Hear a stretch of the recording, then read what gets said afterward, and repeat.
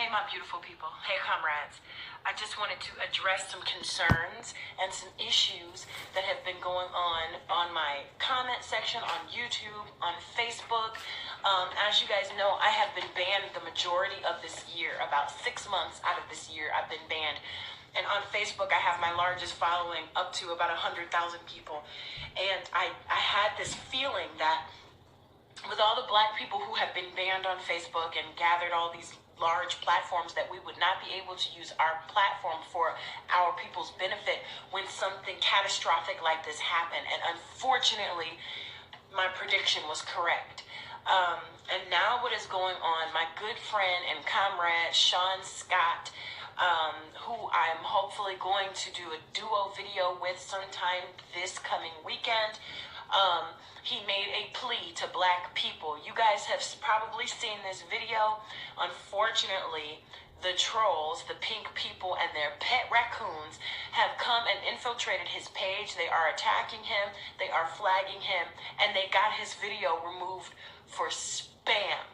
But we, our people, are resilient. And I'm going to show you what his video was and how it absolutely had no business being removed.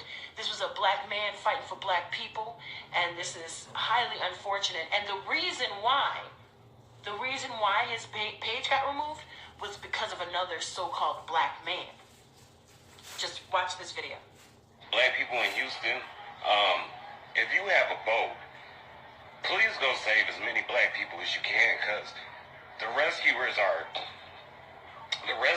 now rescuing them.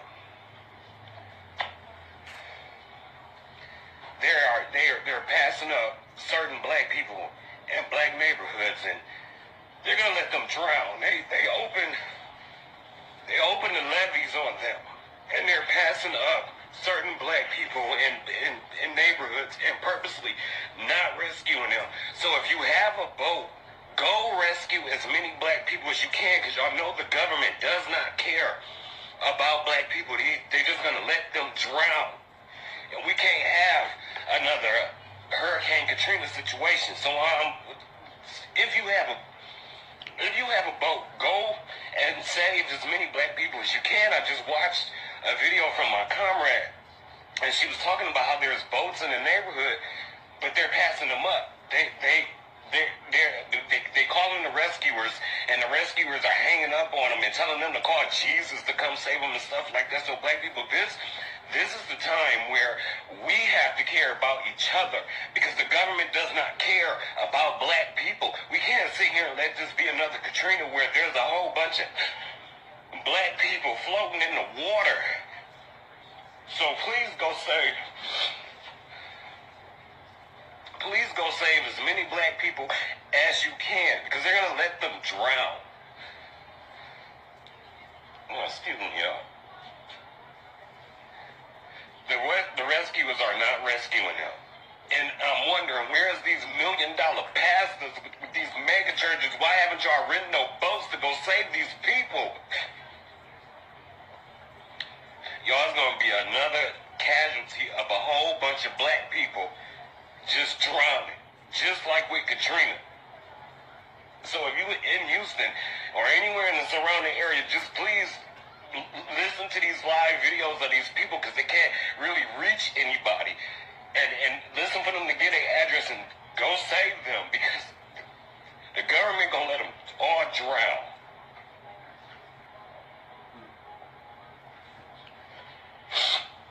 Y'all black people, this is a time where we gotta care about each other. I just feel so helpless, because there ain't nothing I can do. But if you in Houston and you got a boat, go save those black people. All right, y'all, I gotta go, because I can't handle this right now. But please go help those black people, because the government is not helping them. The state does not care about black people. They're gonna let them drown. So please go save as many of them as you can, so it won't be hundreds of black bodies floating in the water. All right, y'all, I gotta get out of here. Now, what Sean did in those 3 minutes, was alert black people to just how serious Houston was. And he was contacted with some other comrades who were literally stuck in their homes, and they reached out to him. And he did what he was supposed to do. He used his platform to bring black people together. And so now I'm going to show you a snippet of another video in which a black woman is crying out for help. And her first-hand account, it tells you, she's telling you, that Red Cross and the Coast Guard are passing up black people. Watch this. Yeah, that's the idea, to remain safe. But really in situations like this, like, it really is a clear indicator that how much the people need to be organized, because that's really what this has revealed for me. Because even living in this neighborhood where you have email chains going out, and I live in a neighborhood that's mostly Europeans, white people, white Americans, so seeing like this email chain go out, how they've organized themselves to be able to help one another, but not really too much anybody else in the neighborhood who's not already a part of their community. So it really just shows like the need for us to organize ourselves, and the need that we have as African people to have our own kind of plans and our own resources and our own boats to be able to evacuate our own people, because the state is just, it's increasingly obviously they don't care. From seeing Katrina with people on the roof to even now having the same situation where people are being told to wait on their roof indefinitely because you're not given the time frame how long you're going to be up there. So it's kind of like just waiting and watching the water rise while you watch other people get rescued. Like I was talking to our international president earlier, and it's a horrifying feeling. It's unimaginable to sit here and just watch water rise around you and to see people being rescued, or to hear, because I haven't seen any efforts or any relief. But to be in an email chain and to see certain people are responding and saying, you know, we're safe, we got out, and these are my neighbors. So it's just really interesting seeing this process of how the state organizes, and even within that organization, there's no room for African people. There's no room for us to escape. There's no room for us to survive. When it comes to African people and disasters like this, it's really just left up to us to try to figure this out. And I really just appreciate the African People's Socialist Party and PDOM for really being such a staple right now and keeping us grounded and offering us support and help, because really that organization and the few people on social media who have seen the videos have been the only source of support or help we've had. We've had to take to social media because we can't get through on any numbers, and nobody is really trying to come rescue. When you call, it gets to the point where they're getting rude. One of my comrades was told yesterday that they couldn't help. She asked them who were we supposed to call in an emergency situation, and they told her that she needs to call Jesus. So I checked his live feeds, and they've been calling Jesus for the past 3 days. I think he might have bad service in his weather, but she's not coming. So we need some boats, and we need some Africans who can organize, and we can try to get ahead of things like this, because, again, the state does not care.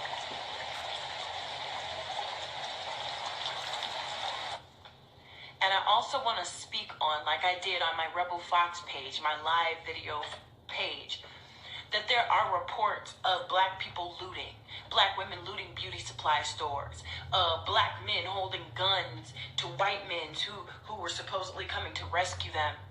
I want to apply some context to that.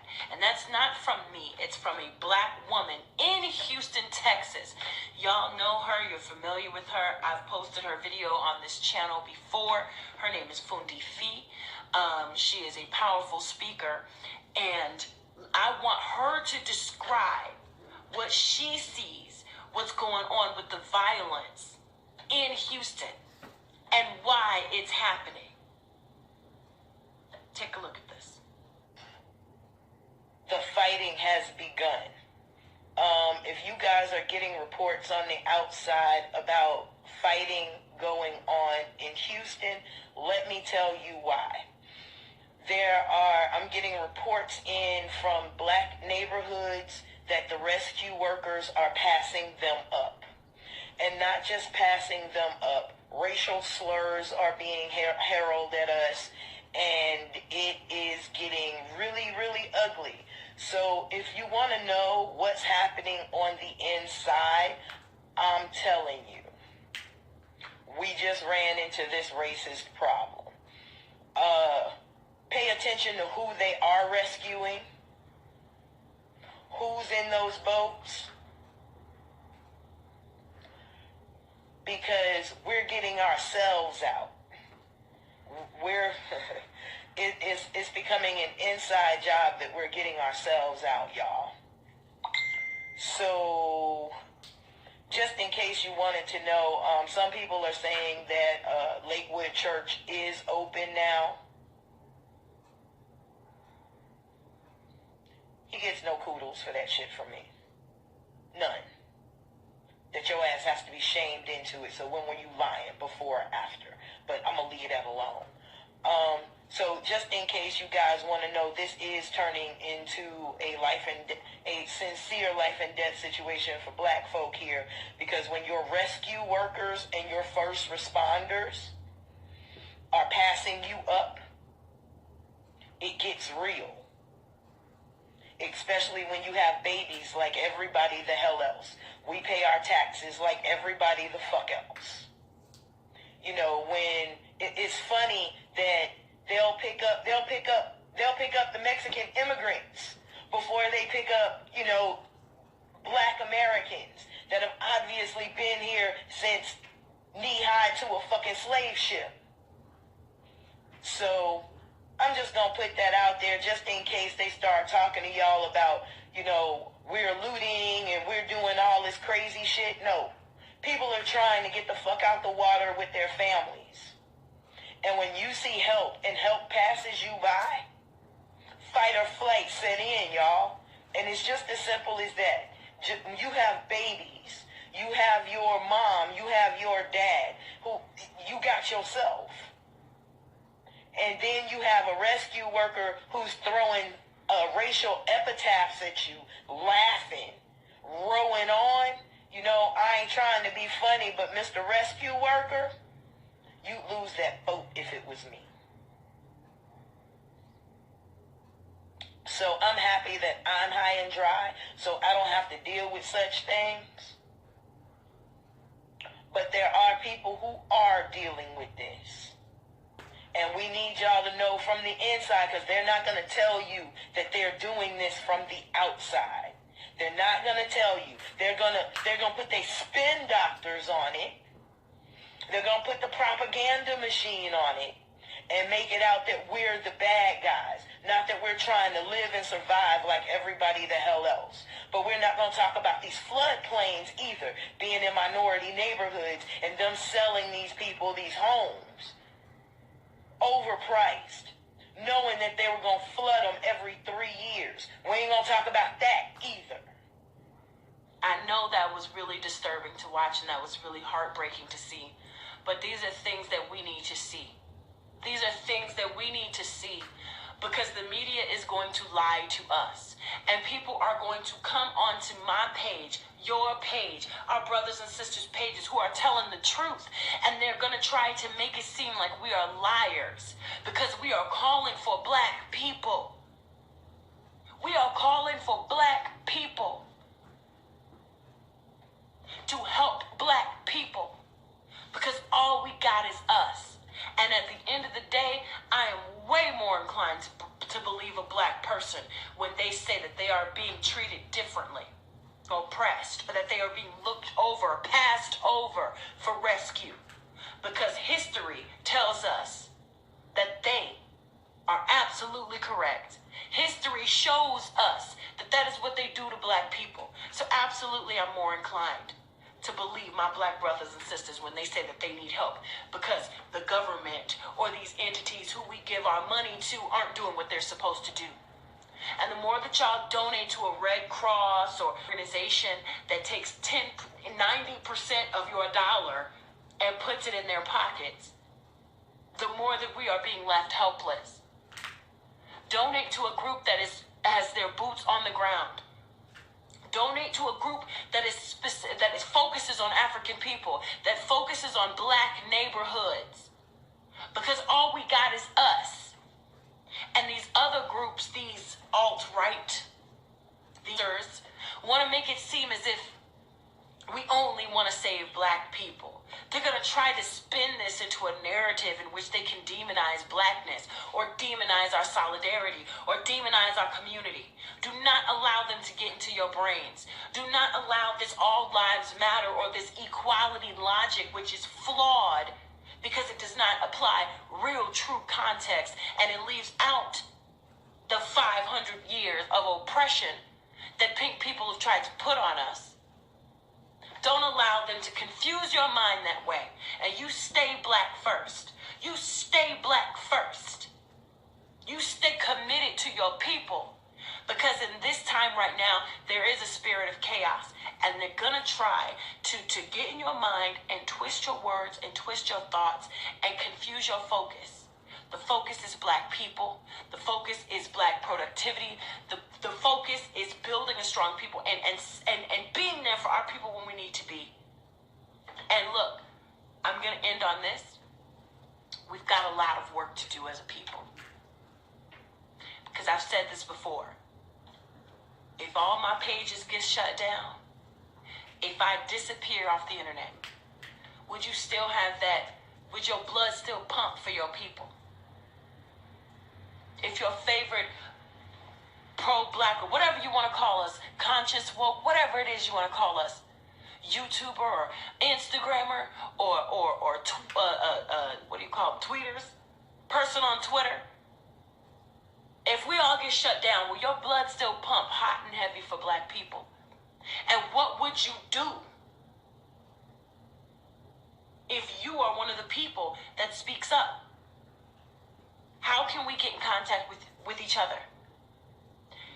Do we have an escape plan? Do we have an evacuation plan? Do we have a meetup plan? Do we have each other's phone numbers? Do we have each other's email addresses? Do we have each other's physical addresses? Are we truly comrades? Are we truly brothers and sisters? And what I've been seeing in Houston, though everything hasn't been perfect, we could have had a better escape plan, absolutely. But what I'm seeing in Houston is solidarity between family. This is what family does, y'all. And we should be proud of that. We should be proud of that. And they're going to try and come in here and tell us that we're liars. They're going to try and tell us that our arguments aren't solid. They're going to say, oh, I'm in Houston. Oh, I'm in Houston and I don't see any of that because you had the money to go 4 hours north and get a hotel room. So they're not seeing the black suffering because they don't have to be bothered with it. But you should be proud of us. They were saying, we don't need you, Red Cross.